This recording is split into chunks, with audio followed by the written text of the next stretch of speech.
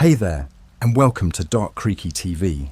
If you're new, hit that subscribe button for spine-tingling Reddit creepypasta stories that are perfect for a night of chilling thrills. Don't forget to share your thoughts in the comments below. Thanks for watching, and let's get into tonight's stories.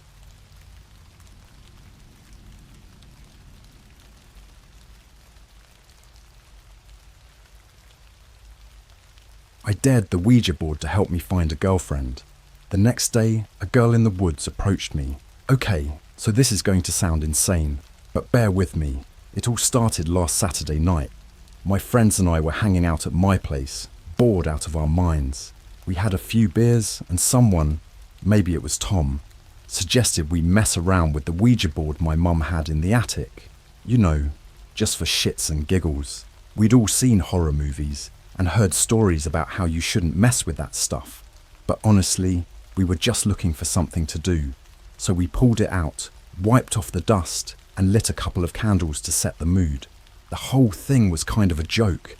We were making fun of it, not taking it seriously at all. Tom started by asking the typical questions. Is anyone here? And what's your name? We all laughed when the planchette moved, probably because one of us was pushing it. Then, for some reason, maybe because of the beers talking, I decided to ask something different. Help me find a girlfriend, I said, half jokingly, half serious. We all laughed again, but then the planchette started moving slowly, deliberately. It spelled out S-O-O-N. We were all a bit creeped out, but mostly we just thought it was one of us messing around. After a few more lame questions, we got bored and put the board away. I didn't think much about it after that. The next day, I woke up with a killer headache and a vague sense of unease, but I brushed it off as just a hangover. I decided to go for a walk in the woods near my house to clear my head. It was a grey, overcast day, the kind that makes everything look a bit more sinister than it really is. I was about 20 minutes in when I heard a rustling behind me. I turned around and saw a girl standing there, watching me. She looked about my age, maybe a bit younger, with long dark hair and pale skin. She was wearing a white dress that looked old-fashioned, almost like something out of a different era. She was just standing there, staring at me with these piercing blue eyes that seemed to look right through me. I felt a chill run down my spine. "Hi," I said, trying to sound casual, even though I was freaking out a little inside. "Do you live around here?" She didn't answer. She just kept staring at me, her expression unreadable. After what felt like an eternity, she finally spoke. "I've been waiting for you," she said in a soft, almost whispery voice. "You asked for me." I felt my blood run cold. There was no way she could have known about the Ouija board. It had to be a coincidence, right? But something about her felt off, like she didn't quite belong in this world. I laughed nervously, trying to brush it off. I think you've got the wrong guy," I said. "I didn't ask for anyone." Her expression didn't change. She took a step closer, and I noticed that her feet were bare and covered in dirt. "You asked for me," she repeated. "I'm here to be with you." At this point, I was officially freaked out. I took a step back, trying to put some distance between us. "Okay, well, this is getting weird. I'm gonna go now," I said, turning to leave. But as I started to walk away, I heard her footsteps behind me, following me. I picked up my pace, but she kept up with me, her bare feet making no sound on the forest floor. "Wait!" she called out, her voice sounding more desperate. "You can't leave. You asked for me. You have to take me with you." I broke into a run, not caring if I looked like a complete maniac. My heart was pounding in my chest and my mind was racing. Who the hell was this girl? How did she know about the Ouija board? As I ran, I could hear her footsteps behind me, relentless and unyielding. When I finally reached the edge of the woods, I dared a glance back. She was gone, just like that. 1 minute she was right behind me, and the next she had vanished into thin air. I stood there gasping for breath, trying to make sense of what had just happened. Maybe it was a prank. Maybe one of my friends had set it up to freak me out. But deep down, I knew it wasn't that simple. I went home, and tried to shake it off, but I couldn't get her out of my mind. That night, I couldn't sleep. Every time I closed my eyes, I saw her face. Those piercing blue eyes staring into my soul. I kept hearing her voice in my head, repeating the same words. "You asked for me." The next morning, I woke up to find a piece of paper on my nightstand. It was old and yellowed, like it had been there for years. Written in delicate, spidery handwriting were the words, "I'm waiting. Meet me in the woods." My heart sank. This couldn't be happening. It had to be a dream, a hallucination. But when I touched the paper, it felt real, too real. I knew I had to go back. I had to find out who she was, what she wanted, and maybe, just maybe, how to make her go away. I'll update you guys soon. Wish me luck. I stared at that piece of paper for what felt like hours, trying to convince myself it was a prank. But deep down, I knew it wasn't. There was something off about that girl. Something that wasn't entirely human. I couldn't shake the feeling that this was all connected to the Ouija board. Maybe I had opened some door that should have stayed closed. The day dragged on, my mind racing with questions and fears. I decided I had to go back to the woods to see if she would be there again. I told myself I was just looking for answers, but in reality, I was terrified. As the sun began to set, casting long shadows across my room, I knew it was time. The walk to the woods felt longer this time, every rustling leaf and snapping twig making me jump. The air was thick and heavy, like the forest itself was holding its breath. When I reached the spot where I'd seen her the day before, I hesitated, my heart pounding in my chest. "Hello?" I called out, my voice shaky. "Are you here?" For a moment, there was nothing but the sound of the wind through the trees. Then I heard it, the soft, almost inaudible sound of footsteps behind me. I turned slowly, and there she was, standing just a few feet away, her eyes locked on mine. "You came back," she said, her voice a whisper on the wind. "I had to," I replied, my throat dry. "I need to know who you are. What do you want from me?" She took a step closer, and I could see her more clearly now. Her dress was torn and dirty, and there were scratches on her arms and legs, like she had been wandering through the woods for a long time. Her eyes, those piercing blue eyes, seemed even more intense than before. "You asked for me," she said again. "You summoned me. Now I belong to you." The weight of her words hit me like a punch to the gut. This wasn't just a prank or a coincidence. Somehow, I had called her here, and now she was bound to me. "I don't understand," I said, shaking my head. "How did this happen? What are you?" She looked at me with a sadness that seemed to go beyond anything I could comprehend. "I was lost," she said softly. "A long time ago, I got lost in these woods. No one could find me. They searched, but it was like I had vanished. I wandered for days, hungry and scared, until I found the board." "The Ouija board?" I asked, my mind reeling. She nodded. "It was hidden in an old cabin. I used it to try to call for help, but instead I called something else, something dark. It trapped me here, in this place between worlds. I've been waiting ever since, waiting for someone to find me, to set me free." I felt a chill run down my spine. This was beyond anything I could have imagined. "How can I help you?" I asked, my voice trembling. "You can't," she replied, her eyes filling with tears. "I'm bound to you now. Wherever you go, I will follow. Until it's over." "Until what's over?" I asked, dreading the answer. She looked away, her face pale and haunted. "Until one of us is no more." My blood ran cold. "What do you mean?" She didn't answer. Instead, she turned and started walking deeper into the woods. I felt an invisible pull, like a rope around my chest, dragging me after her. I tried to resist, but it was no use. I had no choice but to follow. We walked for what felt like hours, deeper and deeper into the forest. The trees grew thicker, their branches intertwining overhead, blocking out the moonlight. The air grew colder, and I could see my breath in front of me. The girl walked ahead, her movements almost ghostly, barely making a sound. Finally, we reached a small clearing. In the center stood an old, dilapidated cabin, its roof caved in and its walls covered in moss and vines. The sight of it filled me with a sense of dread. This was the place she had spoken of, the place where it had all begun. She stopped in front of the cabin and turned to face me. "This is where it started," she said, "and this is where it will end." I took a step back, my heart pounding in my chest. "I don't understand. What do you want me to do?" She pointed to the door of the cabin. "Inside, you'll find the board. It's still there, waiting. You have to use it again. You have to send me back."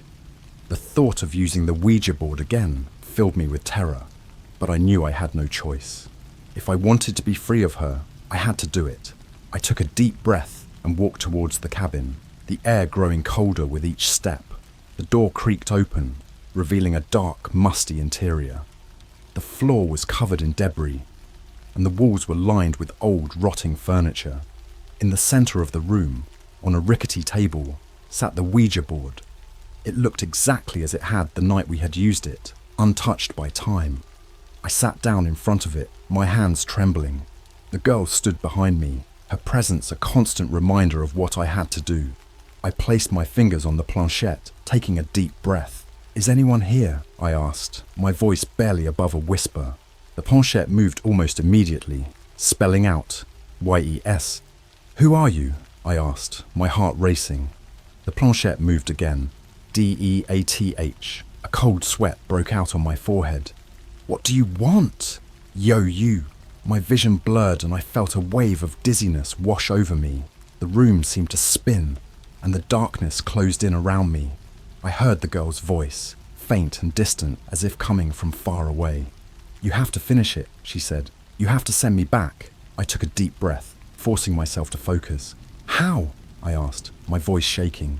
"Say goodbye," she whispered, "and never look back."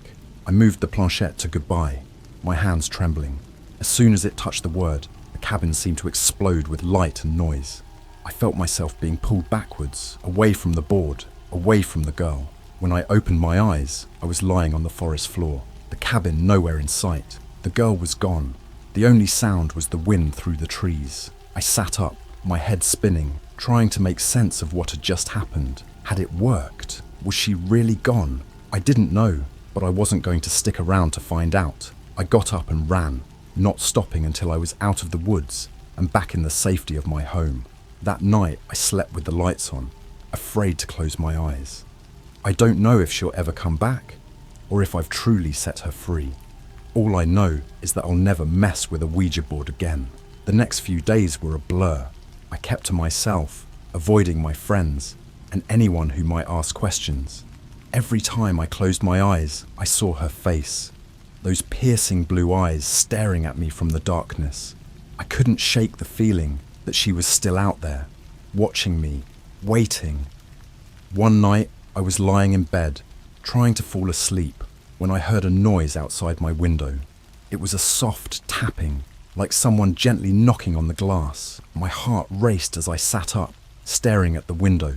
The tapping continued, steady and persistent.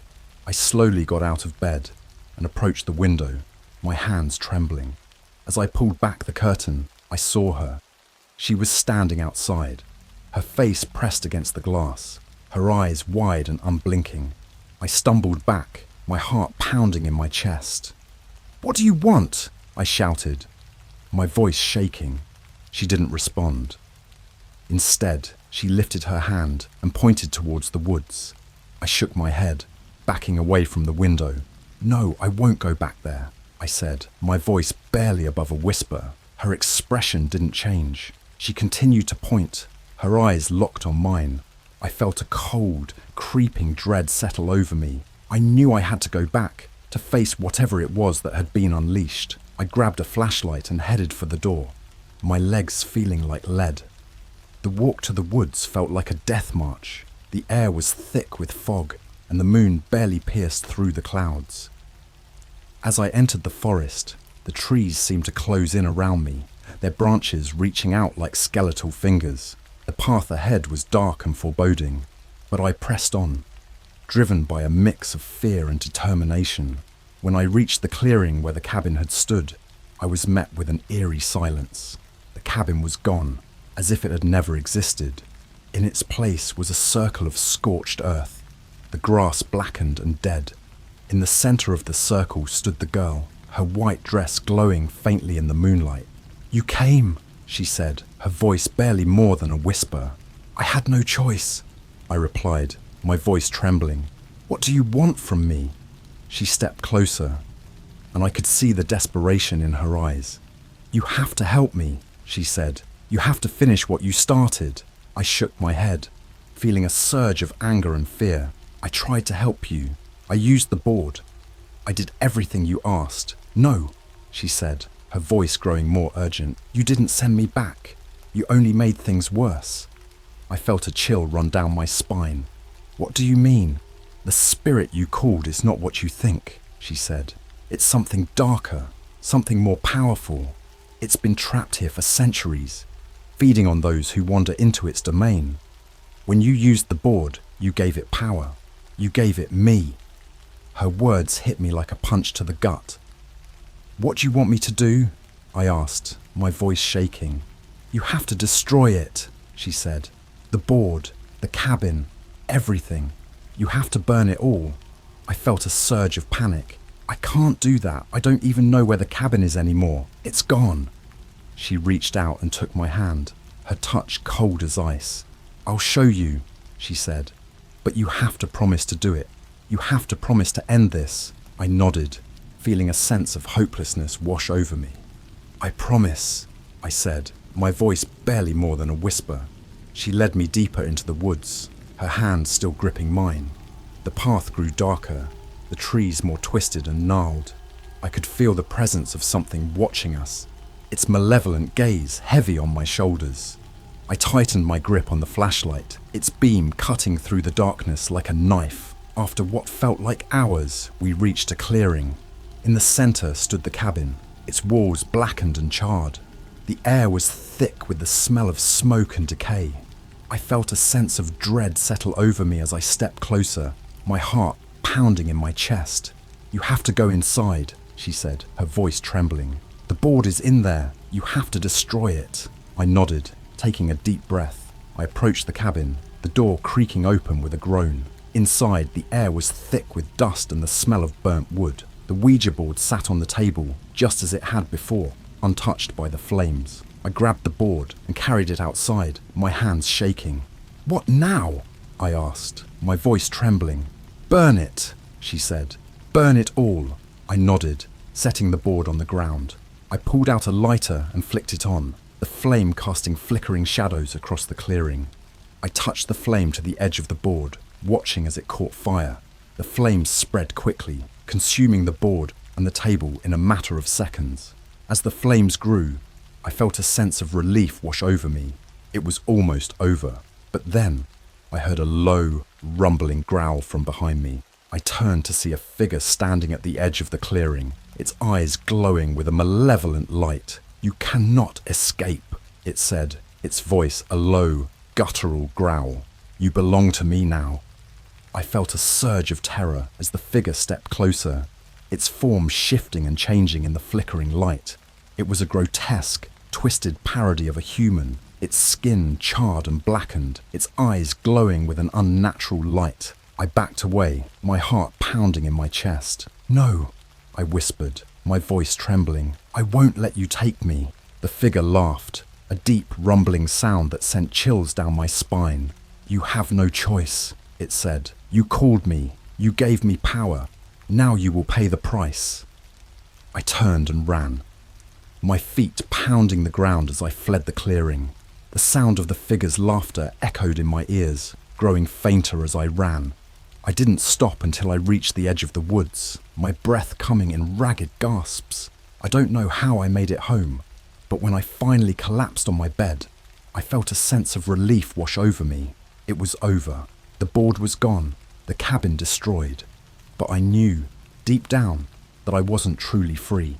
The girl was gone, but her presence still lingered, a constant reminder of what I had unleashed. I could feel her watching me, waiting, and I knew that no matter how far I ran, I would never truly escape. As I lay there, staring at the ceiling, I realized the full extent of what I had done. I had opened a door that should have remained closed, and now there was no way to close it again. I don't know what the future holds, but I do know one thing. I will never forget the girl in the woods, or the terrible power I'd called forth. And I will never, ever touch a Ouija board again. I couldn't sleep that night. Every time I closed my eyes, I saw that grotesque figure, its glowing eyes burning into my soul. I stayed up, pacing my room, trying to figure out what to do next. The board was destroyed, but the malevolent presence I had unleashed was still out there. I had to find a way to get rid of it, to end this nightmare once and for all. The next morning, I decided to do some research.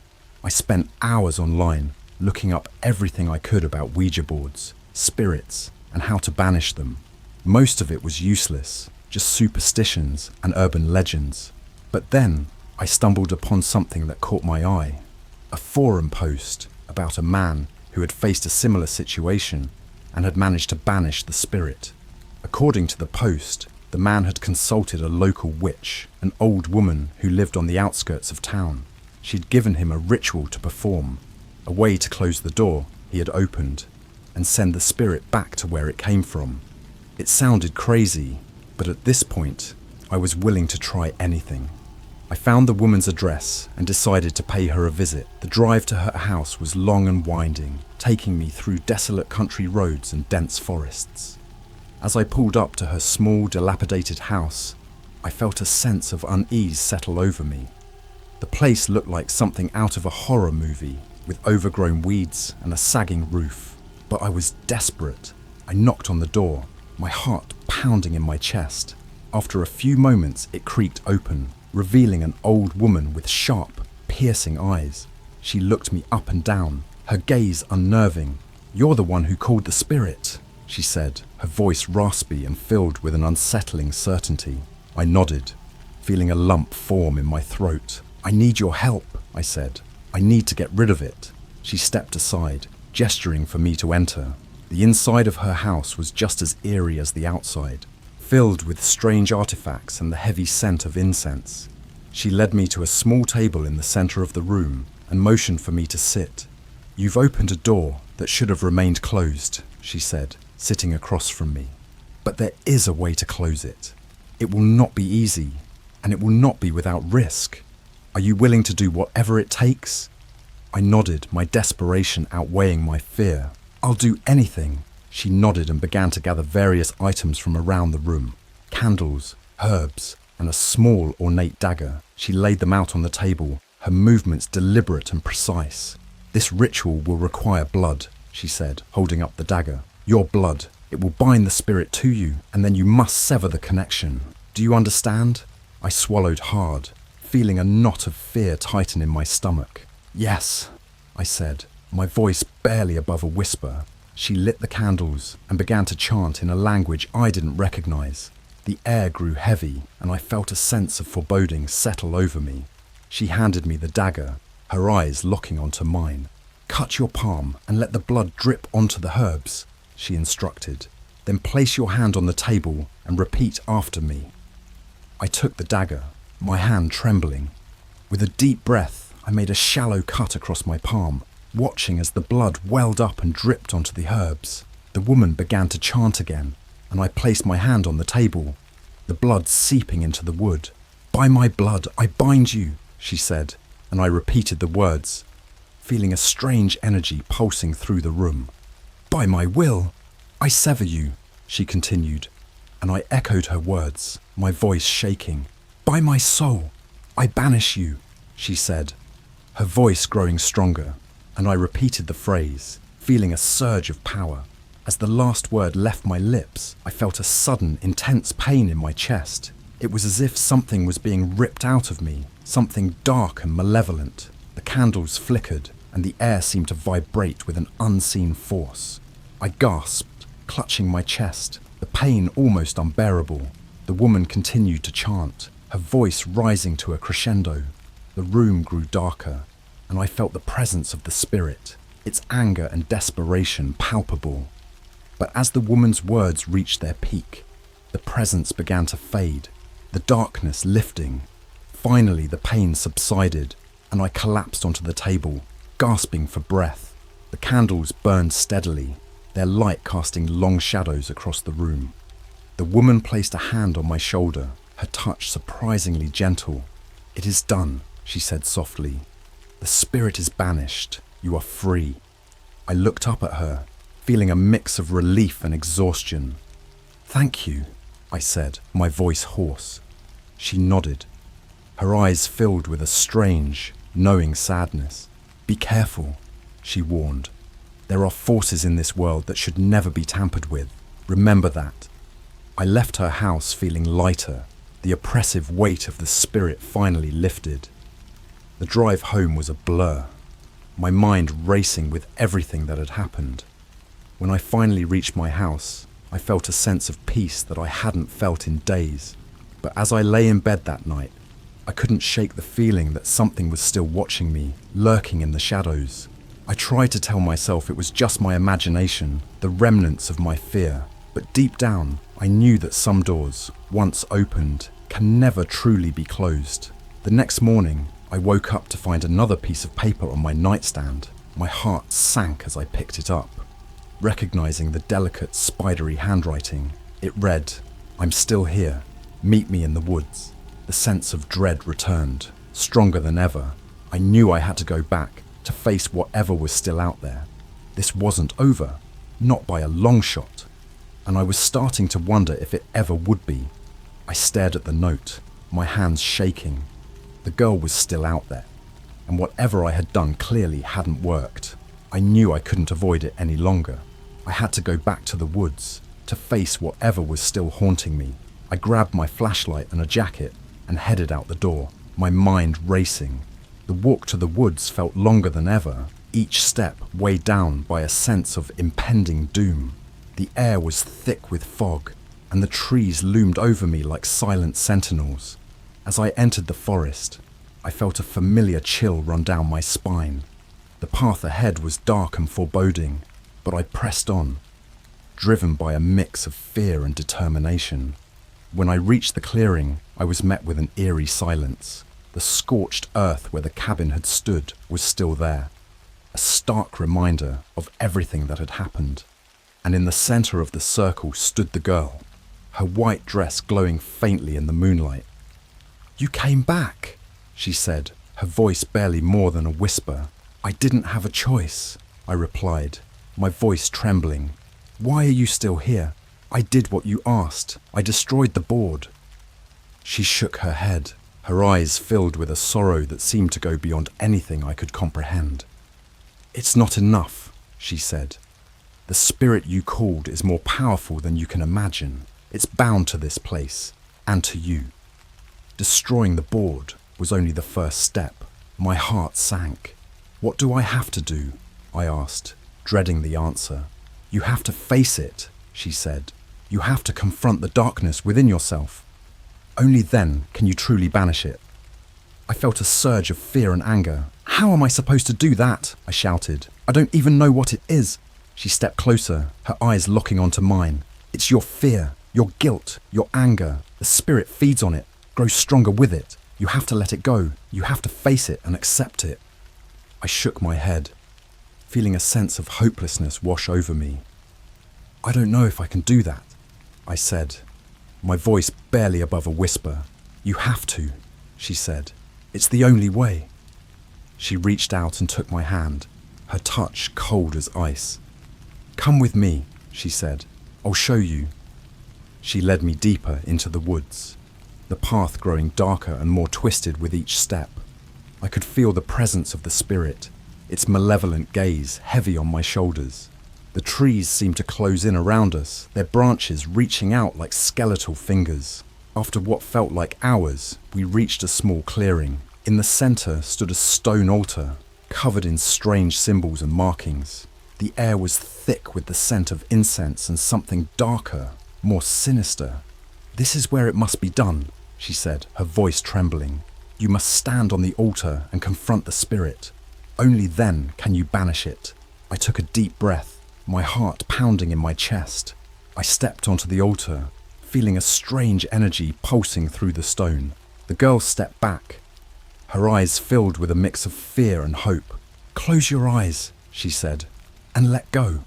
I closed my eyes, taking a deep breath. I could feel the presence of the spirit, its darkness closing in around me. I felt a surge of fear and anger, memories of everything that had happened flooding my mind. "You can't escape," the spirit whispered, its voice a low, guttural growl. "You belong to me." I took another deep breath, focusing on the girl's words. I had to face it, to accept it. I let the memories wash over me, the fear and guilt and anger, and I let them go. I felt a strange sense of peace settle over me, the darkness lifting. "You're not real," I said, my voice strong and steady. "You have no power over me." The spirit roared, a sound that shook the very ground beneath me, but I stood firm, my eyes still closed, my mind clear. I felt the presence begin to fade, the darkness lifting. When I opened my eyes, the spirit was gone. The air was clear, the night silent. The girl stepped forward, her eyes filled with tears. "You did it," she said, her voice barely more than a whisper. "You're free." I felt a sense of relief wash over me. The weight of the spirit finally lifted. I stepped off the altar, feeling lighter than I had in days. The girl smiled, a sad, wistful smile. "Thank you," she said. "You've set us both free." I nodded, feeling a sense of gratitude and sorrow. "Will you be okay?" I asked. She nodded. "I'm at peace now. It's time for me to move on." She turned and began to walk away, her form fading into the darkness. I watched her go, feeling a strange mix of sadness and relief. As I made my way back through the woods, I felt a sense of closure. The spirit was gone, and the girl was free. I had faced my fears and come out the other side. I knew that I would never forget what had happened, but I also knew that I could move on. When I finally reached the edge of the woods, I looked back one last time. The forest was silent, the trees standing tall and still. I took a deep breath and turned away, walking towards the dawn, ready to face whatever the future held.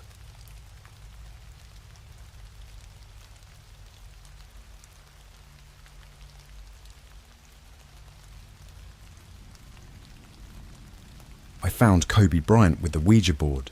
He told me the worst secret about the Simpson prediction with the helicopter crush. I've always been into creepy stuff. You know, ghost stories, urban legends, that sort of thing. But never in a million years did I think I'd be sharing one of my own. What I'm about to tell you is beyond messed up. I'm still trying to wrap my head around it, and honestly, I don't know if I ever will. If you're easily disturbed, you might want to stop reading now. It all started a few weeks ago. My buddy Mike got his hands on a Ouija board. He bought it off some sketchy website, and it looked ancient. The letters were faded, the wood was cracked, and it gave off this unsettling vibe, like it had seen things it shouldn't have. Mike thought it would be hilarious to mess around with it, but I had my reservations. I mean, I love horror, but there's a line, you know? We decided to use it on a Friday night after a few beers. The room was dimly lit, and the atmosphere was perfect for some spooky fun. There were 4 of us: Mike, his girlfriend Lisa, our friend Tom, and me. We sat around the board, fingers lightly touching the planchette, and started asking the usual questions. "Is anyone here with us? What's your name?" At first, nothing happened, and we all laughed it off, calling it a bust. Then, the planchette moved. Slowly, but surely, it slid across the board. At first, we thought Mike was messing with us, but the look on his face said otherwise. It spelled out a name, Kobe. We all stared at each other, confused. Lisa, always the skeptic, laughed and said, "Yeah, right, like Kobe Bryant is talking to us." We asked another question. "What do you want?" The planchette moved again, quicker this time, spelling out Simpson. That's when things got really weird. Lisa's face went pale, and she started shaking. "Turn it off," she whispered. "This isn't funny anymore." But Mike was determined to see it through. "What about the Simpsons?" he asked, ignoring Lisa's plea. The planchette didn't move for a few seconds, and we all held our breath. Then it started spelling out a message that made my blood run cold. PREDICTION, CRASHDEATH. We all jumped back, and Lisa started crying. This isn't right. We need to stop. But we didn't. We couldn't. Something was compelling us to continue. Mike, with a trembling voice, asked the final question. What's the secret? The planchette moved faster than ever, almost as if it was being yanked around by some unseen force. It spelled out a sentence that I'll never forget for as long as I live. THEYKNEWHEWASDE We all stared at each other, hearts pounding. Tom broke the silence. Who knew? The planchette slid to the corner of the board, then back to the center, spelling out MATTGROENING. Lisa screamed and ran out of the room, and I couldn't blame her. The rest of us sat there in stunned silence. Mike tried to laugh it off, but it was clear he was just as freaked out as the rest of us. We decided to call it a night and packed up the board, shoving it into a closet and swearing to never touch it again. But that wasn't the end of it. That night, I had the most vivid nightmare. I was in a helicopter, soaring above the city, when suddenly it started to plummet. The last thing I saw before everything went black was a cartoonish figure, grinning maniacally at me from the cockpit. I woke up in a cold sweat, my heart racing. I brushed it off as just a nightmare, but something felt off. The next morning, I checked my phone and saw that both Mike and Lisa had messaged me, saying they had similar dreams. Tom hadn't slept at all, too scared to close his eyes. We were all on edge, feeling like we'd opened a door to something we couldn't close. Days passed, and things got worse. I started seeing shadows in the corners of my vision, hearing whispers that I couldn't quite make out. I thought I was losing my mind. Then, one night, I was alone in my apartment, trying to distract myself with some TV. I flipped through channels mindlessly until I landed on an old episode of The Simpsons. It was one I'd never seen before, and something about it felt wrong. In the episode, the characters were acting out of character, almost sinister. There was a scene where they predicted a helicopter crash, eerily similar to what had happened to Kobe. My blood ran cold as I watched, feeling like I was trapped in some twisted nightmare. I turned off the TV, but the images stayed with me. I couldn't take it anymore. I called Mike and told him we needed to get rid of the board. He agreed, saying he'd been having the same experiences. We decided to meet at his place and destroy it once and for all. When I arrived, I found Mike and Tom already there, looking as freaked out as I felt. We grabbed the board from the closet and took it outside. Mike doused it in gasoline and lit a match. As the flames engulfed the board, we all felt a strange sense of relief, like a weight had been lifted. But that night, the nightmare returned. This time, it was worse. I was back in the helicopter, but now there were others with me, all screaming and begging for help. The cartoonish figure was still there, laughing and pointing at us. I woke up screaming, drenched in sweat. I don't know what we unleashed that night, but it hasn't left us. We've all been haunted by the same dreams, the same shadows, the same whispers. I can't shake the feeling that something is watching us, waiting for the right moment to strike. I don't know if sharing this will help, but I needed to get it off my chest. If you're reading this, be careful. Don't mess with things you don't understand. Some doors are better left unopened. I wish I could say things got better after we burned that Ouija board, but they didn't. In fact, they got a whole lot worse. It was like we had stirred something up, something that didn't want to be disturbed. We tried to go back to our normal lives, but normal had become a distant memory. Mike was the first to crack. A few days after we burned the board, he called me in the middle of the night, his voice shaking. He said he was seeing Kobe everywhere, in reflections, on TV, in his dreams. He couldn't sleep, couldn't eat. He was a mess. We all were, but Mike was taking it the hardest. I didn't know how to help him, or if I even could. Then there was Lisa. She tried to put on a brave face, but I could see through it. She was jumpy, always looking over her shoulder. She confided in me that she felt like she was being watched. At first, I thought it was just paranoia, but then I started feeling it too. The sensation of eyes on me, even when I was alone. I'd catch glimpses of movement out of the corner of my eye, but when I turned to look, there was nothing there. One night, I was at home, trying to unwind with a movie. I had all the lights on, hoping to chase away the shadows that seemed to be creeping into every corner of my apartment. Halfway through the movie, my TV screen flickered and then went black. I grabbed the remote, thinking it was just a glitch, but the TV stayed off. Then, out of nowhere, the screen lit up again.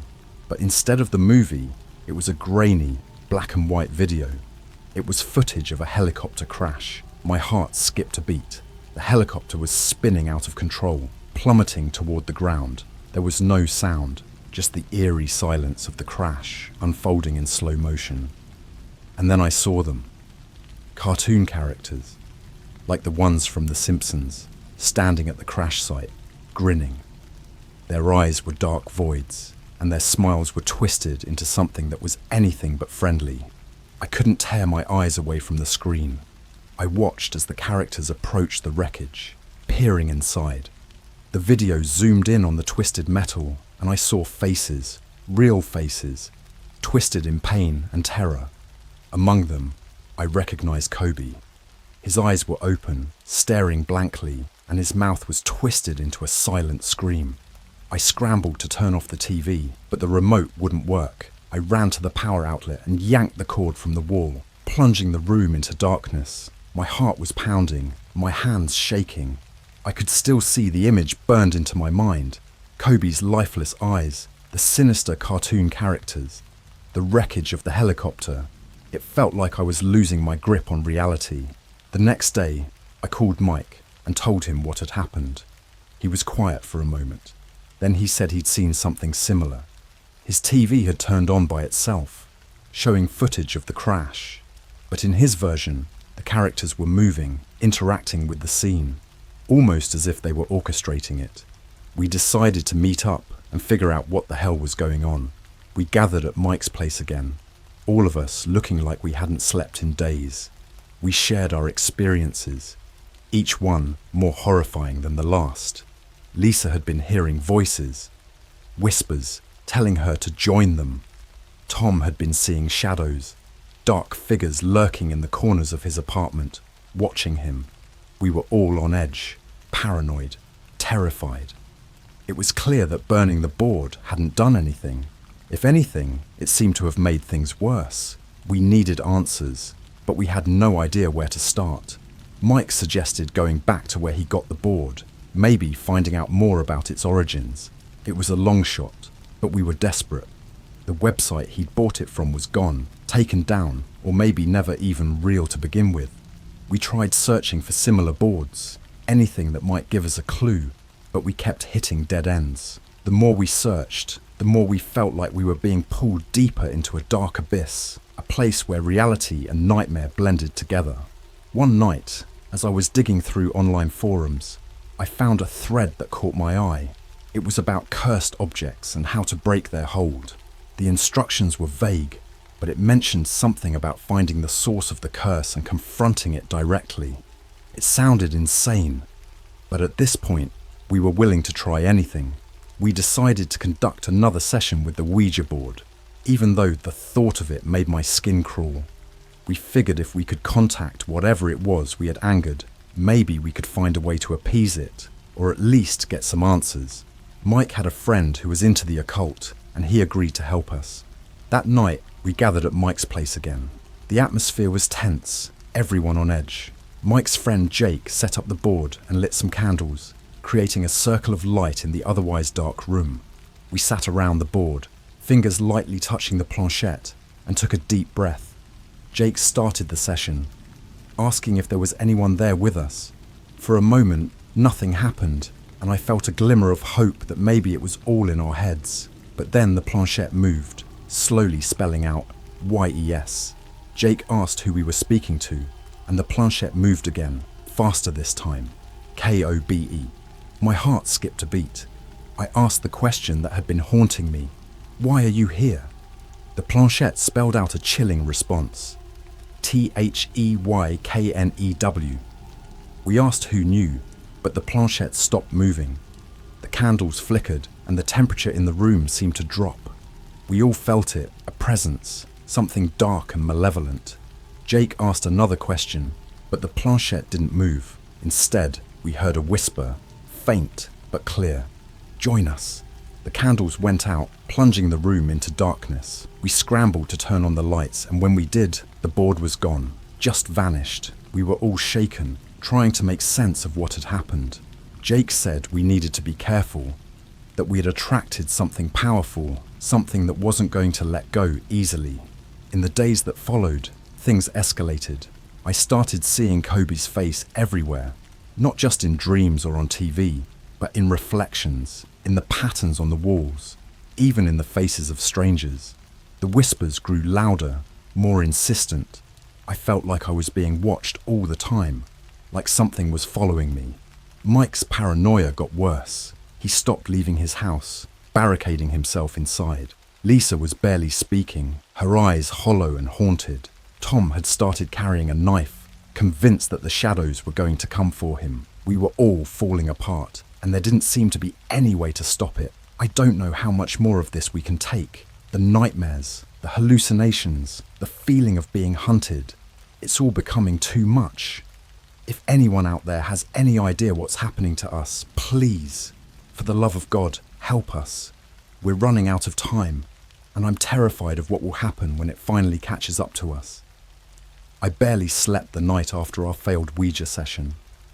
Every time I closed my eyes, I saw Kobe's face, twisted in agony, and those eerie cartoon characters lurking in the shadows.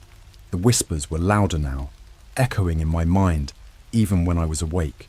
I felt like I was losing my grip on reality. I decided to visit Mike the next day. I needed to see how he was holding up. When I arrived, his place looked like a fortress. He had barricaded the windows and the door, and the whole place smelled like sweat and fear. I knocked and called his name, but there was no answer. I banged harder, and finally, I heard him shuffle to the door. When he let me in, I barely recognized him. He looked gaunt, his eyes sunken and bloodshot. He hadn't shaved in days, and he reeked of alcohol. He motioned for me to come in, then quickly shut and locked the door behind me. "What the hell is going on, Mike?" I asked, trying to keep my voice steady. "I don't know, man," he whispered, his voice cracking. "But it's getting worse. I can't sleep.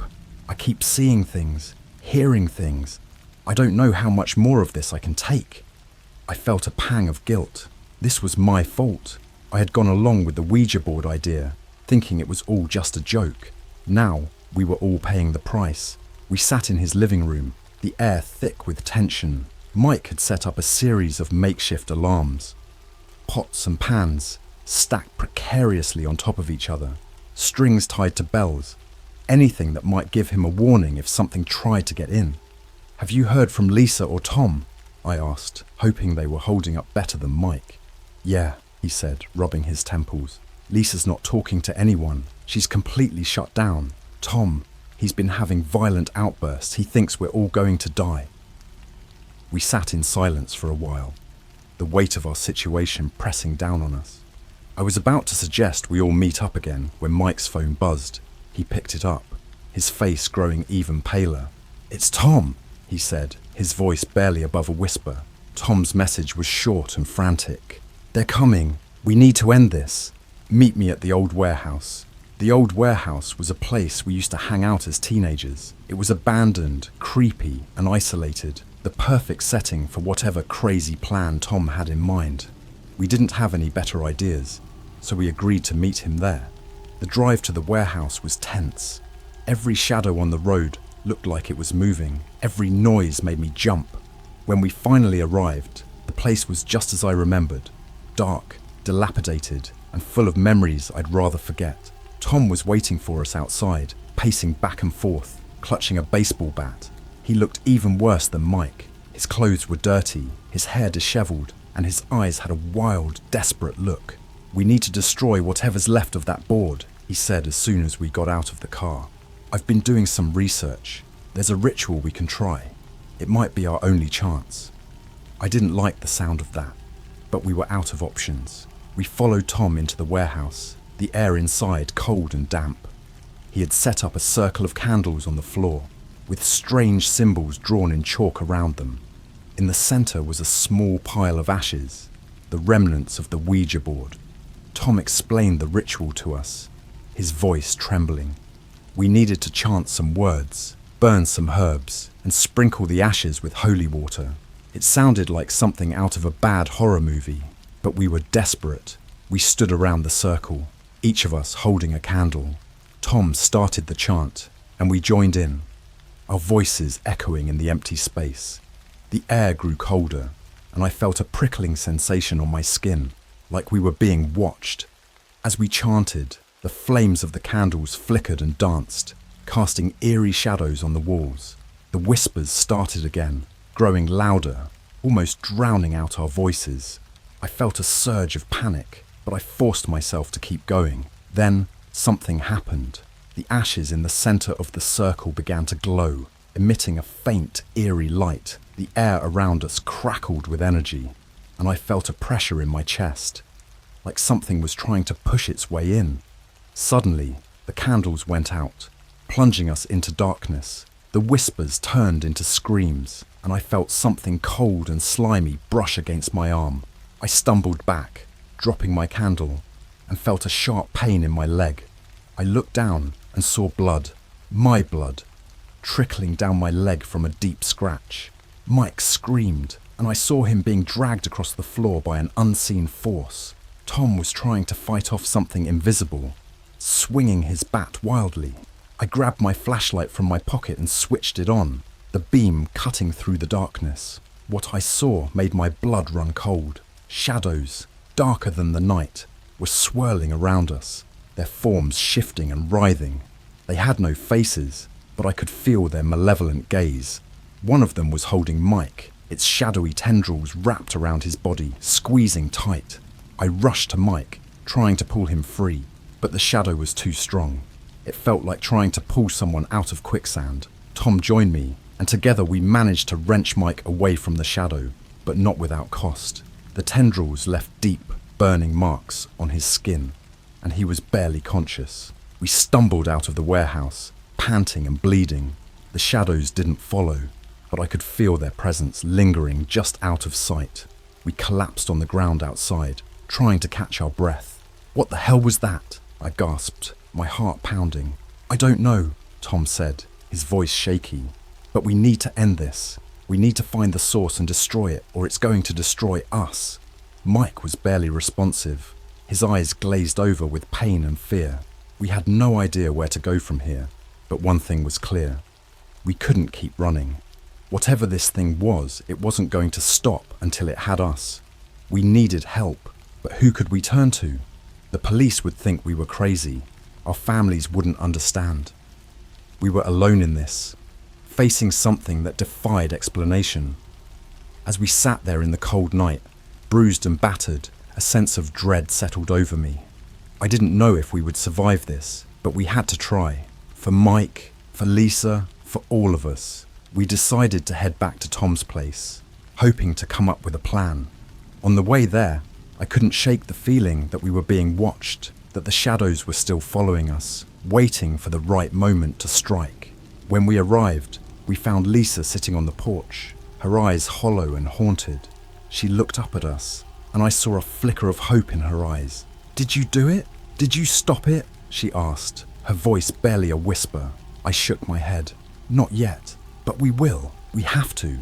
We went inside, closing and locking the doors behind us. Tom started researching more rituals, while Lisa tended to Mike's wounds. I sat down, my mind racing, trying to come up with a plan. We couldn't keep fighting shadows forever. We needed to find the source, the heart of this darkness, and destroy it once and for all. But as I sat there, the whispers started again, faint but insistent. "Join us," they said. "You can't escape." I knew then that this was far from over. We had a long, dark road ahead of us, and I didn't know if we would make it out alive. But we had no choice. We had to fight, no matter the cost, because if we didn't, Those shadows would consume us, and we would be lost forever. We spent the night at Tom's place, barricading ourselves in his small living room.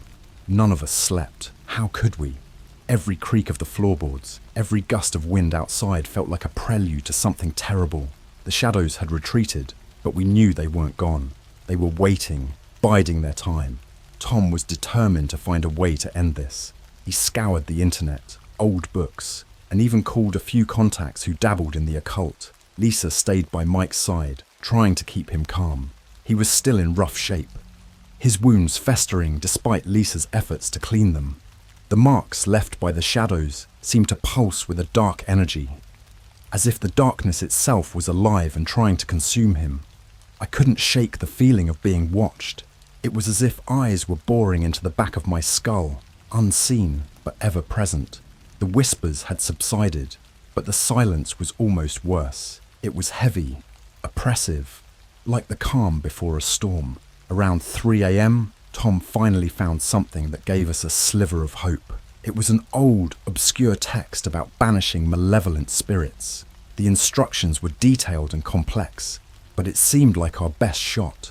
The ritual required a few specific items: candles, salt, a mirror, and something personal from each of us that had been touched by the darkness. For Mike, it was his blood-stained shirt. For Lisa, it was a locket she'd been clutching during the Ouija session. For Tom, it was the baseball bat he'd used to fight off the shadows. And for me, it was the flashlight that had saved us from the warehouse. We gathered everything we needed and set up in Tom's living room. The air was thick with anticipation and fear. Tom began the ritual, chanting in a language none of us recognized. The candles flickered, casting eerie shadows on the walls. We formed a circle around the mirror, each holding our personal item. As Tom continued to chant, the temperature in the room dropped. My breath came out in visible puffs, and a shiver ran down my spine. The mirror in the center of the circle began to fog up, and I saw something moving within it. Shapes and figures, indistinct but menacing. The shadows were coming. We held our ground, focusing on Tom's voice. The chanting grew louder, more urgent. The figures in the mirror became clearer, and I recognized them. Kobe, the cartoon characters, the twisted faces of the victims from the helicopter crash. They were all there, staring at us, their expressions full of malice. Suddenly, the mirror shattered, and a gust of icy wind blew through the room, extinguishing the candles. We were plunged into darkness, and the whispers returned, louder than ever. "Join us!" they chanted, a cacophony of voices that made my head throb. In the pitch-black room, I felt something cold wrap around my ankle, pulling me towards the shattered mirror. I fought against it, kicking and screaming, but the grip was too strong. The others were yelling too, but their voices seemed distant, drowned out by the whispers. Then, a blinding light filled the room. I felt the grip on my ankle loosen and fall away. I opened my eyes and saw Lisa standing in the center of the circle, holding the flashlight. It was glowing brighter than it should have been, almost like it was filled with some otherworldly energy. The shadows recoiled from the light, hissing and writhing in pain. Tom seized the moment, picking up the chant again, his voice rising above the chaos. The light from the flashlight intensified, filling the room with a radiant glow. The shadows shrieked, their forms dissolving in the light. I felt a surge of hope, a sense that maybe, just maybe, we were winning. But the light was too much for Lisa. She collapsed, the flashlight slipping from her grasp. The room dimmed, and the shadows started to regroup, their forms coalescing into a single, massive entity. It loomed over us, a swirling mass of darkness with countless eyes and mouths, all whispering, all hungry. Mike, despite his injuries, crawled to the flashlight and picked it up. He pointed it at the entity, and the light flared up again, pushing it back. Tom's chanting reached a fever pitch, and I felt a pressure building in the room, like something was about to give. With one final deafening scream, the entity exploded into a cloud of black mist, dissipating into the air. The room fell silent, the oppressive atmosphere lifting. We were left in the aftermath, panting and bleeding, but alive. Lisa slowly regained consciousness, and we helped her to her feet. The flashlight was still glowing, but its light was softer now, almost warm. Tom finished the ritual, sealing whatever door we had opened. We hoped it would be enough. We stayed at Tom's place for the rest of the night, too exhausted and scared to move. As dawn broke, we ventured outside, blinking in the harsh sunlight. The world felt different, lighter somehow. The shadows were gone, at least for now. We knew we couldn't forget what had happened, but we had to move on. We had survived something unimaginable, something that had left scars both seen and unseen. We parted ways, promising to keep in touch, to look out for each other. But deep down, I knew this wasn't over. We had faced the darkness and come out the other side. But the whispers had left their mark. As I walked away from Tom's house, I felt a chill run down my spine. I glanced back and saw a shadow, just for a moment, lurking in the corner of my vision. I shook my head, trying to shake off the lingering fear. We had won for now, but I couldn't help but wonder what other secrets the darkness held, and if it would ever truly let us go. Weeks passed, and life began to return to a semblance of normalcy. Mike recovered from his injuries, and Lisa slowly emerged from her shell. Tom threw himself into work, trying to forget the horrors we had faced. But for me, forgetting wasn't an option. The shadows may have retreated, but the whispers never fully faded. I started seeing a therapist, trying to process everything that had happened. I told her about the nightmares, the shadows, and the whispers, though I left out the part about the Ouija board and the supernatural encounters. I didn't want to be locked up in a psychiatric ward. She chalked it up to trauma and prescribed medication to help me sleep. It worked for the most part, but the unease never completely left me. One night, I decided to revisit the warehouse. I don't know why. Maybe I thought I could find some closure, or maybe I was just looking for answers. I drove out there, the familiar route making my heart race. The place looked even more decrepit in the moonlight, the shadows deeper, more menacing. I parked the car and took a deep breath before stepping out. The cold night air bit at my skin, but I ignored it and walked towards the warehouse. The door creaked open with a groan, and I stepped inside, the darkness swallowing me whole. I turned on my flashlight, the beam cutting through the gloom. The place was eerily silent, save for the occasional drip of water from the leaky roof. I walked to the spot where we had performed the ritual, the chalk circle and candle stubs still faintly visible on the floor.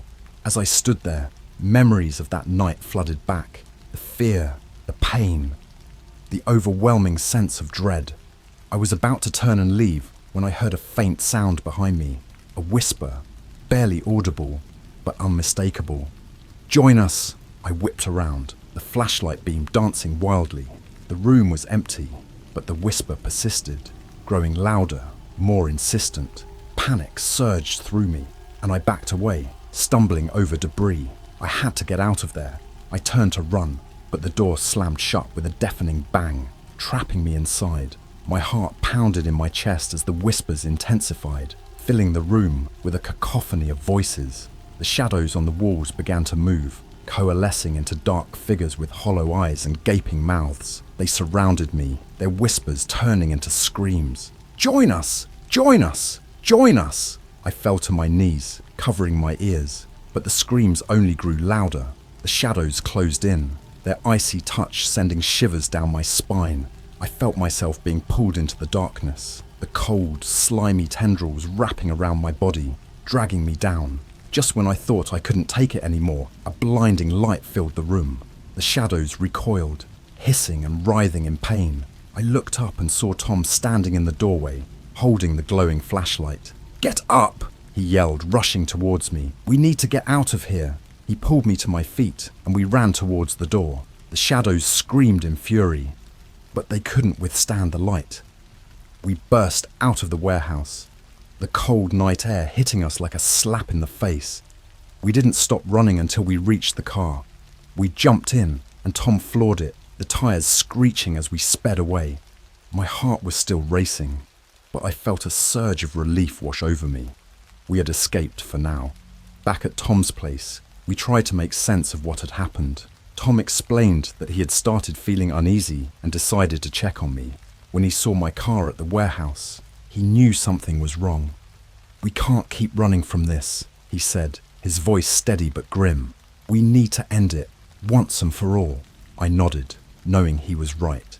The shadows weren't going to stop until they had us. We needed to confront them, to destroy whatever dark force was behind this. The next day, we gathered the others. Lisa was reluctant, but she knew we had no choice. Mike, still weak but determined, agreed to help. We armed ourselves with flashlights, candles, and anything else we thought might help.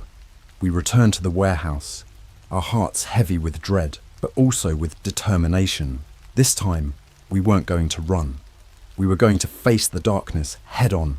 As we stepped inside, the air grew cold and oppressive. The whispers started almost immediately, but we ignored them, focusing on the task at hand. We set up a new circle, stronger and more secure, with candles and symbols we had researched. Tom led the ritual, his voice strong and unwavering. The shadows began to gather, but this time we were ready. The flashlights and candles created a barrier of light, keeping them at bay. "By the power of light, we banish you!" Tom shouted, his voice echoing through the warehouse. The shadows screamed, their forms twisting and writhing in pain. The light grew brighter, filling the room with a radiant glow. I could feel the darkness being pushed back, the whispers fading into nothingness. Then, with one final deafening scream, the shadows exploded into a cloud of black mist, dissipating into the air. The room fell silent, the oppressive atmosphere lifting. We had done it. We had banished the darkness. We collapsed to the floor, exhausted but triumphant. The warehouse was just a warehouse again, the shadows gone, the whispers silenced. We had faced our fears and come out the other side, stronger and more united. In the weeks that followed, the nightmares faded and the whispers ceased. We all started to heal, the scars slowly fading. We knew we would never forget what had happened, but we had survived. We had faced the darkness and won. As I sit here, writing this, I can't help but feel a sense of closure. The shadows may have left their mark, but they didn't break us. We stood together and we fought back. And in the end, that's what saved us. But sometimes, late at night, I still hear a faint whisper in the back of my mind. "Join us," it says, a reminder of the darkness that lurks just beyond the edge of the light. But I won't let it consume me. We faced the darkness once, and we'll do it again if we have to, because now we know we're not alone, and together we can face anything.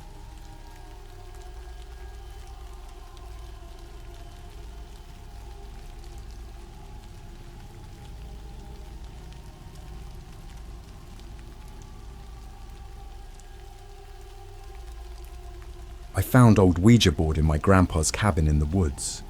I ordered it to kill my family and I don't regret it. Hey Reddit, I know this is going to sound crazy, but I need to get this off my chest. If you think I'm some kind of monster, I don't blame you. Maybe I am. But here's my story. You decide. It all started when my grandpa died last year. He had this old cabin deep in the woods, miles away from any kind of civilization. My family decided to sell it, but first we had to clean it out. I volunteered to do it alone. It seemed like a good excuse to get away from everyone for a while. The cabin was a dusty relic of the past, filled with Grandpa's old hunting trophies, antique furniture, and boxes of junk he collected over the years. As I was going through the attic, I found this old wooden box, hidden under a pile of mouldy blankets. It looked like it hadn't been touched in decades. Inside the box was a Ouija board. It wasn't one of those cheap plastic ones you get from toy stores. This thing was ancient, made of dark wood with intricate carvings and symbols I didn't recognize. I've always been fascinated by the paranormal, so I thought, what the hell? Why not give it a try? I lit a few candles, set up the board on the old dining table, and placed my fingers on the planchette. I wasn't expecting much, maybe just a few laughs at my own expense. But then, the thing started to move. At first, I thought I was doing it unconsciously, but the more I tried to keep my hands still, the more it moved, spelling out words slowly. The first message it spelled was hello. I asked who I was speaking to, and it spelled out Zebedee. I had no idea who or what that was. I asked it what it wanted, and it responded with SOULS. That's when things started to get weird. The temperature in the room dropped, and I could see my breath misting in the air. The candles flickered, and I heard whispers all around me, though I couldn't make out what they were saying. I should have stopped there, but I was curious, or maybe just stupid. I asked it what it meant by souls. The planchette moved more rapidly this time, spelling out FAMILY. A chill ran down my spine. I should have stopped, but I felt this strange compulsion to keep going. It was like the board had a hold on me. I asked, "What do you want me to do?" The response came quickly, KILL. I don't know what came over me, but I started laughing. It was an insane, hysterical laugh. My mind was racing. I thought about my family, my mum, who never had a kind word to say to me, my dad, who was always drunk and abusive, my sister, who treated me like I didn't exist. In that moment, something snapped. I asked, how? The board spelled out TRUSTME. Over the next few days, I couldn't get the Ouija board out of my head. I became obsessed with it, spending hours each night communicating with Zebedee. The entity promised me freedom, power, and everything I ever wanted if I just did one thing: kill my family. It showed me visions of my future, a life where I was free from their control and torment. I knew it was wrong, but the more I talked to Zebedee, the more it made sense. They didn't care about me. They wouldn't even miss me if I was gone. Why should I care about them? I started planning it out. Zebedee guided me, giving me detailed instructions. I spent weeks gathering supplies, making sure everything was perfect. I knew their routines, their habits. I knew when they would be most vulnerable. Every time I doubted myself, I'd consult the board, and it would reassure me. It was like having a coach pushing me to go further. The night I chose was a stormy one. It was perfect. The power went out, and I knew they'd be gathered in the living room, complaining about the weather. I took a deep breath, grabbed the knife I had hidden under my bed, and made my way downstairs. I remember feeling this eerie calmness wash over me. It was like I was on autopilot, watching myself from a distance. I entered the living room, and they barely noticed me. My dad was drunk, as usual, and my mum was nagging him about something. My sister was on her phone, ignoring both of them. They didn't see the knife until it was too late. I went for my dad first, plunging the blade into his chest. He made this horrible gurgling sound, and my mum started screaming. My sister tried to run, but I was faster. I caught her by the hair and slit her throat. My mum was the last. She was sobbing, begging for her life, but I didn't feel anything. I just did what I had to do. When it was over, I stood there, covered in their blood, and I felt relieved, free. I went back to the cabin, and Zebedee was waiting for me.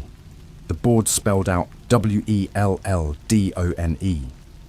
I asked what I should do next, and it spelled BURN. I torched the house, watching it go up in flames. The fire consumed everything, erasing all evidence of what I had done. I returned to the cabin, exhausted but satisfied. The police ruled it an accident. They never suspected me. Now I live alone, free from my family's torment. The Ouija board is still with me, and I talk to Zebedee every night. It promises me more, and I believe it. I don't regret what I did. In fact, I'm glad. They deserved it. They made my life hell, and now I'm finally free. I know you probably think I'm insane, but I don't care. This is my truth, and I needed to share it. Maybe it'll help someone else out there who feels trapped and alone. Or maybe it'll just be a story you read and forget. Either way, it's out there now, and I feel lighter. After the fire, things started to change. I thought I would just move on and live a quiet life, but it wasn't that simple. The cabin became my sanctuary, my fortress of solitude. Every night I'd sit with the Ouija board and talk to Zebedee. It was like having a friend who understood me completely. But things got darker. The more I used the board, the more it demanded from me. One night, Zebedee told me I needed to make a sacrifice, not like my family, but something more personal. It told me to cut off a finger and offer it to the board. At first, I was horrified, but the more I thought about it, the more it made sense. My family had been the first step, and now I had to show my loyalty. I got a kitchen knife, sterilized it with the flame of a candle, and without hesitation sliced off my pinky finger. The pain was excruciating, but I felt this strange sense of satisfaction, like I was finally proving my worth. I wrapped my hand in a towel and placed the severed finger on the board. The planchette moved rapidly, spelling out ACCEPTED. Blood dripped onto the wood, and the room filled with a cold, unnatural wind. The candles flickered violently before going out, leaving me in complete darkness. I could hear whispers, louder this time, almost deafening. They were telling me things, secrets about the universe, about life and death. It was overwhelming, but also intoxicating. The next morning, I woke up with my hand still throbbing. I cleaned the wound and bandaged it up, feeling a weird sense of pride. I had done something no one else would dare to do. The days blended together, each one filled with conversations with Zebedee and strange occurrences around the cabin. Objects would move on their own, and shadows would flicker in the corners of my vision. It didn't scare me anymore. It felt like home. One evening, while I was outside chopping wood, I heard a rustling in the bushes. I grabbed my axe, ready for anything. A young woman stumbled out, looking terrified. She said her car had broken down a few miles away and she was lost. I could see the desperation in her eyes, but all I could think about was how she had wandered into my territory, my domain. I invited her in, offered her some food, and told her she could use my phone to call for help. While she was distracted, I consulted the Ouija board. Zebedee's message was clear. KILLHER. It was almost too easy. She was alone, vulnerable. I felt a pang of guilt, but it quickly faded. I had to obey. I handed her a cup of tea laced with sleeping pills. As she sipped it, her eyes grew heavy and she passed out on the couch. I dragged her to the basement, tying her up to an old chair. When she woke up, she started screaming, but the walls of the cabin were thick. No one would hear her. I took my time, savoring every moment. I asked her about her life, her family, her dreams. She told me about her job, her boyfriend, her plans for the future. It was almost sad, knowing she'd never see any of it. But Zebedee had spoken, and I had to listen. I took the same knife I used on my finger and started with small cuts, watching her squirm and cry. The basement filled with the smell of blood and fear. Her pleas for mercy were almost like music. I kept going, cutting deeper and deeper until her screams turned into gurgles and then silence. When it was over, I felt that same sense of relief, of freedom. I offered her blood to the board, and Zebedee spelled out GOODJOB. Disposing of the body was easy. The woods were dense, and the animals took care of the rest. I felt powerful, invincible. Each sacrifice made me stronger, more connected to Zebedee. I started to crave the darkness, the control. It wasn't just about survival anymore. It was about domination. But with power came consequences. The whispers became more insistent, the shadows more aggressive. I started seeing things, horrible visions of the people I'd killed, their faces twisted in agony. They haunted my dreams, my waking hours. No matter how much I pleased Zebedee, the guilt gnawed at me, an unending torment. One night I woke up to find my sister standing at the foot of my bed. Her throat was a gaping wound, and her eyes were empty, soulless. She reached out to me, whispering my name. I screamed and threw the lamp at her, but she disappeared, leaving me in darkness. The Ouija board was on the floor, the planchette moving on its own, spelling out WEAK. I knew I couldn't stop. The more I sacrificed, the stronger Zebedee became, and the more control it had over me. But deep down, I wondered if there was a way out, if I could ever be free from its grasp. The darkness was consuming me, but it was also the only thing that made sense anymore. Each day was a battle between my humanity and the monster I was becoming. The line between reality and nightmare blurred, and I started to lose myself. But there was no turning back. The Ouija board had me, and I had no choice but to obey. Living in the cabin had turned into a waking nightmare. The once peaceful solitude became a prison, with every shadow and whisper a reminder of the horrors I had committed. The board had taken control of my life, and I couldn't escape its grip. Each night, Zebedee demanded more, and each night I obeyed. One stormy evening, I felt a strange sense of unease. The Ouija board was unusually silent, the planchette still as if waiting for something. I tried to shake off the feeling and went about my routine, but as the night grew darker, the whispers grew louder, more insistent, like a chorus of damned souls. I was in the kitchen when I heard a knock at the door. My heart skipped a beat. No one ever came out here. I grabbed my knife and approached the door cautiously. When I opened it, there stood a man, drenched from the rain. He introduced himself as a detective. He said he was investigating the disappearance of the young woman who had stumbled into my cabin a few weeks ago. Panic surged through me, but I forced myself to stay calm.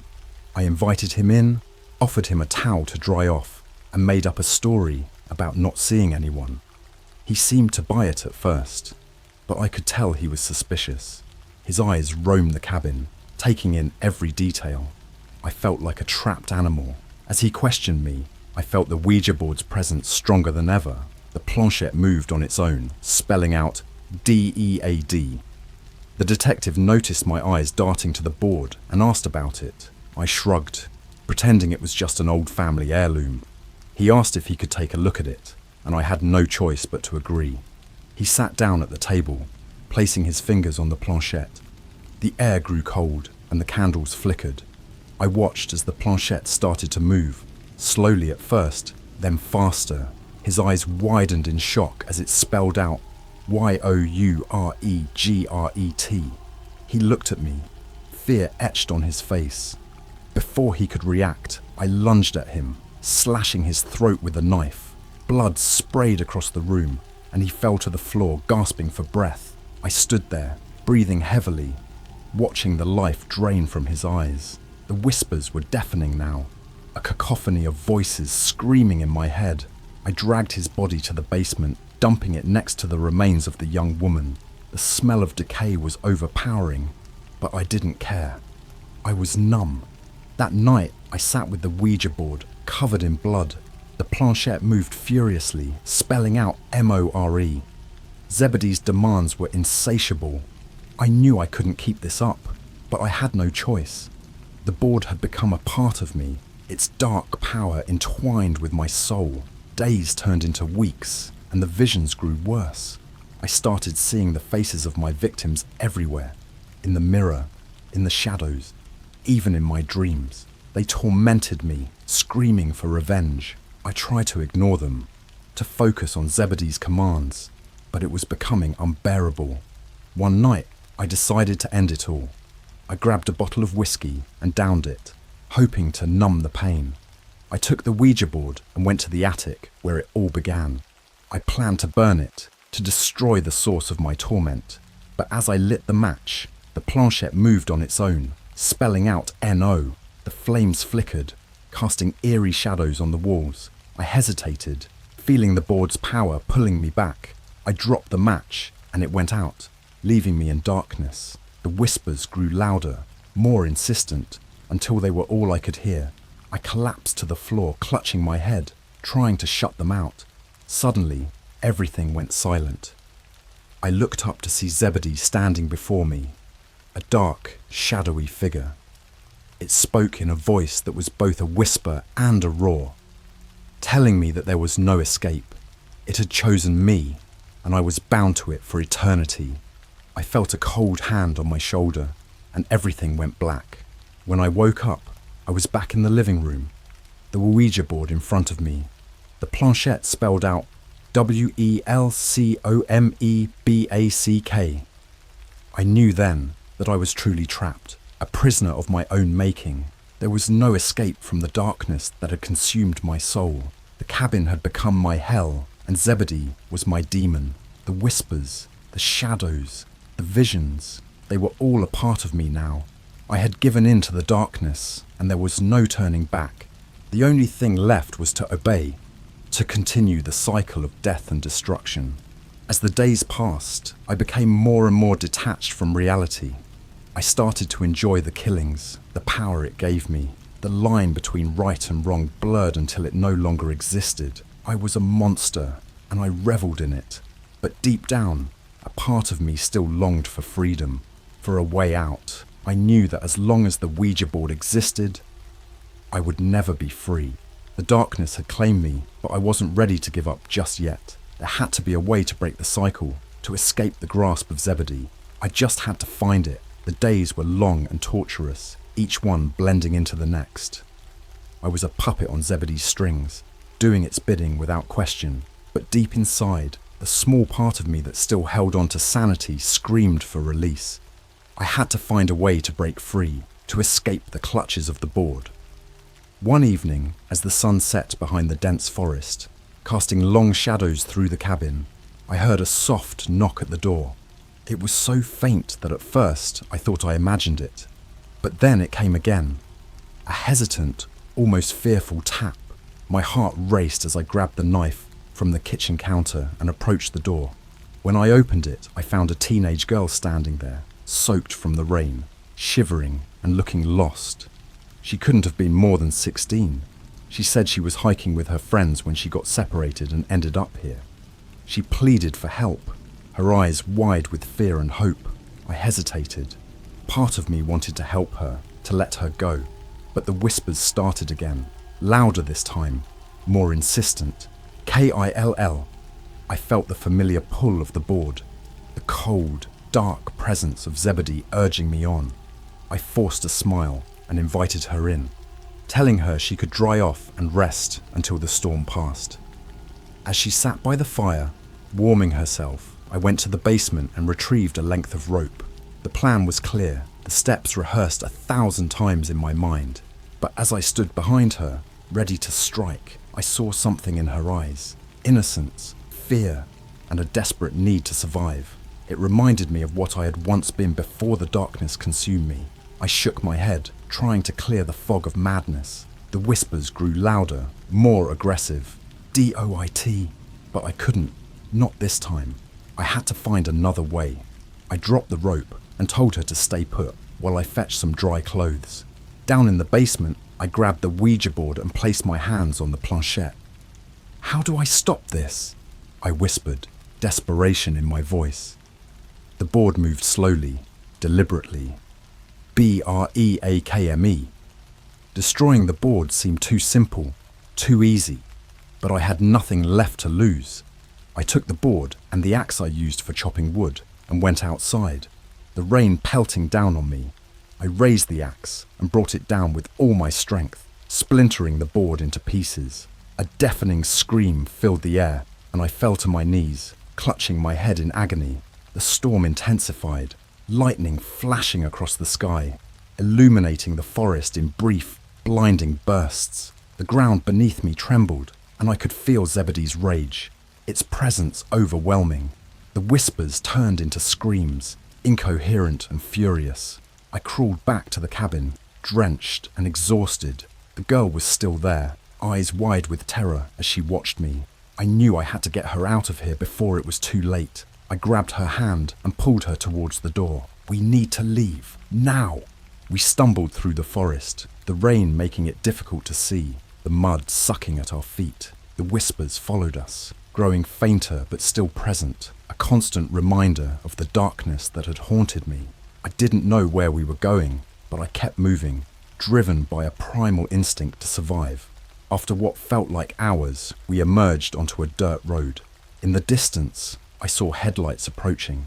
I flagged down the car, a battered old truck driven by a grizzled man who looked like he'd seen his fair share of trouble. He took one look at us and nodded. Get in. We climbed into the truck and he drove us to the nearest town. As we sat in the back, the girl clung to me, sobbing quietly. I felt a strange sense of relief, like a weight had been lifted off my shoulders. But I knew it wasn't over. The board was destroyed, but the darkness was still inside me, a part of me that I could never fully escape. When we reached the town, I thanked the driver and took the girl to the police station. I I told them she had gotten lost in the woods and that I had found her. They asked me a few questions, but I could see they were more focused on her well-being than on me. I gave them a false name and left as soon as I could. I found a cheap motel on the outskirts of town and checked in. The room was dingy and smelled of mildew, but it was a sanctuary compared to the cabin. I sat on the edge of the bed, staring at my reflection in the cracked mirror. I barely recognized the person looking back at me. My eyes were hollow, my face gaunt and pale. That night I slept without dreams for the first time in months. When I woke up, I felt a strange sense of clarity. The whispers were gone, and the shadows seemed less menacing. I knew I had a long road ahead of me, but for the first time, I felt a glimmer of hope. I spent the next few weeks moving from place to place, trying to stay off the grid. I knew the police would eventually connect the dots, but I didn't care. I was free from the board, from Zebedee, and from the darkness that had consumed my life. One day, while sitting in a small cafe in a nameless town, I saw a news report on the TV about the fire at my family's house. They had finally identified the bodies, and the police were looking for me as a person of interest. I knew then that I could never go back, never live a normal life. But I was okay with that. I had made my choices, and I had to live with the consequences. The darkness would always be a part of me, but I was determined to keep it at bay, to fight it with every ounce of strength I had left. As I paid for my coffee and walked out into the bright sunlight, I felt a sense of peace.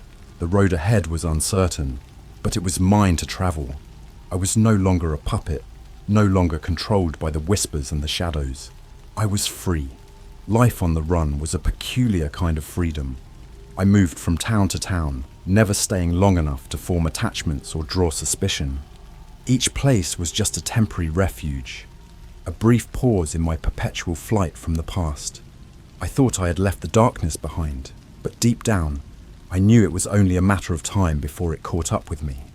One night, while staying at a rundown motel on the edge of a forgotten town, I felt an overwhelming urge to visit the woods again. It had been months since I'd set foot in a forest, and something about the idea felt oddly comforting. I packed a small bag, grabbed a flashlight, and set out under the cover of darkness. The woods were dense and silent, the air thick with the scent of pine and damp earth. As I walked, the familiar whispers began to creep back into my mind, faint but unmistakable. I tried to shake them off, but they grew louder with each step, guiding me deeper into the forest. Eventually, I came across an old, abandoned church, its wooden structure barely holding up against the elements. Intrigued, I pushed open the creaky door and stepped inside.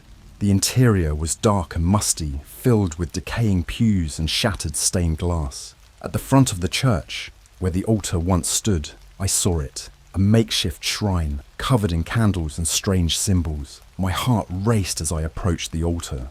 There, sitting in the center, was a Ouija board, not the same one I had destroyed, but eerily similar, with the same intricate carvings and dark wood. I felt a cold chill run down my spine.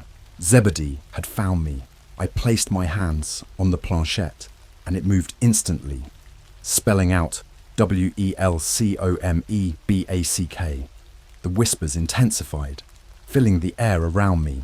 I tried to pull my hands away, but they were stuck, as if glued to the board. The planchette continued to move faster and more erratic. YOUCANNOTESCAPE. Panic set in. I knew I had to destroy this board, just like the last one. I searched the church for anything I could use. A hammer, a rock, anything. But the more I searched, the more the whispers clouded my mind, making it difficult to think. My vision blurred and I felt a crushing weight on my chest, as if the darkness was wrapping itself around me. In a last-ditch effort, I grabbed a nearby candlestick and smashed it against the board. The wood splintered, but the planchette kept moving, spelling out TOOLATE. The room filled with an unholy light, and I was thrown backward, slamming into a pew and knocking the wind out of me. As I struggled to my feet, I saw figures emerging from the shadows. My family, the young woman, the detective. Their eyes were hollow, their bodies twisted and broken. They moved toward me, their whispers merging into a single deafening roar. Youbelongtous. I backed away, trying to fend them off, but my movements were sluggish, my limbs heavy. They surrounded me, their cold, ghostly hands reaching out to pull me into the darkness. I screamed, but the sound was swallowed by the void. Just when I thought it was over, a blinding flash of light filled the church, and the figures recoiled, hissing and shrieking. I looked up to see a figure standing in the doorway, bathed in light. It was the girl I had saved, her eyes glowing with an otherworldly fire. She stepped forward, raising her hand, and the light grew brighter, pushing the dark figures back. They dissolved into shadows, vanishing into the corners of the church. The whispers faded, replaced by a profound silence. The girl approached me, her expression calm and determined. "You can't escape the darkness," she said, her voice echoing in the empty church. "But you can fight it." I nodded, too exhausted to speak. She helped me to my feet and led me outside, into the cool night air. The forest was still, the only sound the distant call of an owl. I felt a sense of peace, a sliver of hope that maybe, just maybe, I could find redemption. As we walked back to the motel, she told me about a group that fought against entities like Zebedee, people who had been touched by darkness but chose to resist. She offered me a chance to join them, to use my knowledge and experience to help others. I accepted. I knew the road ahead would be difficult, filled with challenges and temptations. But for the first time in a long while, I felt a sense of purpose. The darkness would always be a part of me, but I didn't have to let it control me. Together, we left the forest behind, the whispers fading into the distance. The journey was far from over, but I was ready to face whatever came next, armed with the strength of those who had suffered and survived. The cabin, the Ouija board, Zebedee, they were all part of my past. A past I could never forget, but one I could learn from. As we drove away, I took one last look at the dark silhouette of the forest, a reminder of the battles fought and the ones still to come. I was no longer running, I was fighting, and this time I wasn't alone.